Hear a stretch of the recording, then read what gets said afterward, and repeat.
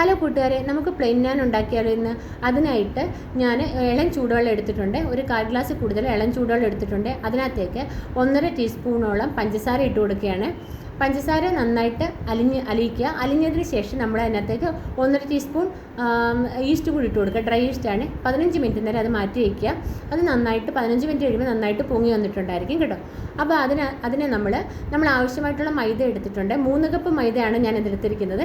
അതിനകത്തേക്ക് 1 table spoon അല്ലെങ്കിൽ 1.5 table spoon എണ്ണ ഒഴിച്ച് കൊടുക്കുക. ആവശ്യത്തിന് ഉപ്പിട്ട് കൊടുത്ത് മിക്സ് ചെയ്തതിന് ശേഷം ഈസ്റ്റ് ഉള്ള ആ വെള്ളമില്ലേ അതുകൂടി ഒഴിച്ച് മിക്സ് ചെയ്യുക. പിന്നെ എനിക്കൊരു 3/4 കപ്പ് വെള്ളം ആവശ്യമായിട്ട് വന്നിട്ടുണ്ട് കേട്ടോ. അതും കൂടെ നന്നായിട്ട് ചേർത്ത് മിക്സ് ചെയ്യുക. മിക്സ് ചെയ്തതിന് ശേഷം ഒരു 8 മിനിറ്റ് നന്നായിട്ട് മിക്സ് ചെയ്ത് പാകപ്പെടുത്തി എടുക്കുക. അതിൻ്റെ മേലെ കുറച്ച് എണ്ണ തൂകി ഒരു നനഞ്ഞ തുണിയിട്ട് ഒരു 1.5 മണിക്കൂർ നമ്മൾ റെസ്റ്റ് ചെയ്യാൻ വെക്കുക. അത് ഇതേപോലെ വരും. നന്നായിട്ട് പൊങ്ങി വന്നിട്ടുണ്ടായിരിക്കും കേട്ടോ. പൊങ്ങി വന്നതിന് ശേഷം നമ്മൾ അതിനെ ഉരുളയായിട്ട് എടുത്ത് അത്യാവശ്യം മീഡിയം സൈസിലുള്ള ഉരുളയായിട്ട് എടുത്തിട്ട് ചപ്പാത്തിയേക്കാളും കുറച്ചും കൂടെ വലിപ്പമുള്ള ഉരുളകളായിരിക്കണം. എന്നിട്ട് നമ്മൾ ഓവൽ ഷേപ്പിൽ തന്നെ നന്നായിട്ട് പരത്തിയെടുക്കുക കേട്ടോ. നന്നായിട്ട് പൊടിയിട്ട് കൊടുക്കണം, അല്ലെങ്കിൽ നന്നായിട്ട് ഒട്ടിപ്പോകുന്നത്. ഇട്ട് നന്നായിട്ട് പരത്തിയതിന് ശേഷം എഡ്ജ് മാത്രം കുറച്ച് തിക്നെസ് ഉണ്ടായിരിക്കണം. നടുക്ക് ഭാഗത്ത് ഒത്തിരി തിന്നായി പോകാൻ പാടില്ല. നല്ല ഹൈ ഫ്ലെയിമിലുള്ള പാനിലേക്ക് ഇട്ട് കൊടുക്കുമ്പോൾ ഇതേപോലെ വരും.